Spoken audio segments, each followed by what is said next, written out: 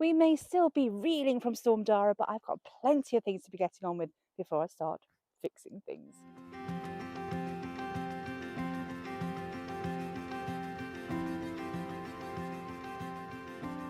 When we're looking at our fruit areas at this time of year, we really need to be actually cutting back our fruit bushes. However, here in my raspberry area, it's a little bit different because actually these raspberry canes are around 10 years old now, and obviously they will actually spurt up in different places, but the actual main mother plant, if you like, they have just had it. So they haven't been particularly fruitful this year, and it's time to replace them.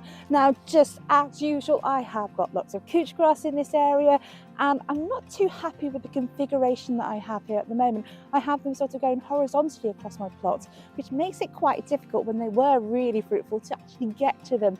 So I'm also going to take this opportunity to reconfigure the direction of my raspberry canes.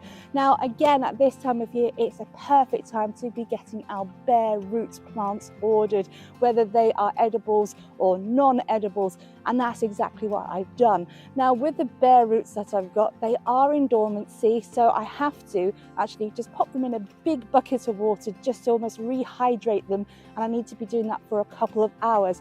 Now, I've already just done that. I've popped them in a bucket, they're going to rehydrate, and while they're doing that, I'm going to sort this area out, and it's going to be a big job because of this couch grass, and also because I'm going to redirect, so they're going sort of vertically along my plot, and it's going to enable me to actually be able to get to them, and hopefully next summer or autumn or in the early years, because I've actually gone for a nice lot of different varieties, I'm going to be able to get really good access to my fruit. So lots of digging to do, and that's what I need to do next.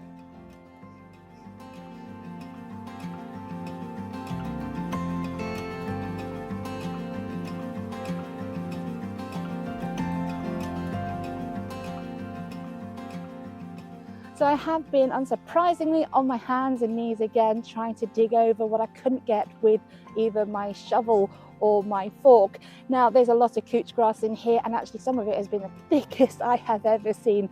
And in addition to that, an awful lot of nettle roots as well, which I knew were in here. I think I was in a bit of denial.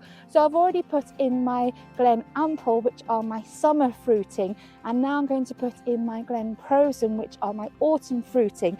And finally, I'm going to have another row, which is going to be my autumn bliss. So the idea is that I'm going to have my summer fruits, these ones are slightly later, and then my autumn ones are the last ones. Now, I've decided to work a little bit smarter rather than harder in this area, and I've actually created borders around where my canes are going to be using bricks, so that I can keep these areas nice and clear, because actually there's just so much in this ground. It's really going to be impossible to keep it clear, but I want to keep these areas clear. So these have been soaking very nicely for a number of hours now, and all I'm going to do is just, with these in these nice clear areas, is dig down as far as where the roots are, and then I'm going to space them out 40 centimeters. Now, once I've done that, I am then going to give it a nice top coating of peat-free compost, and I am going to probably put some wood chip around the other areas, just to try to stop the light getting to these areas and for those weeds to go absolutely mad again.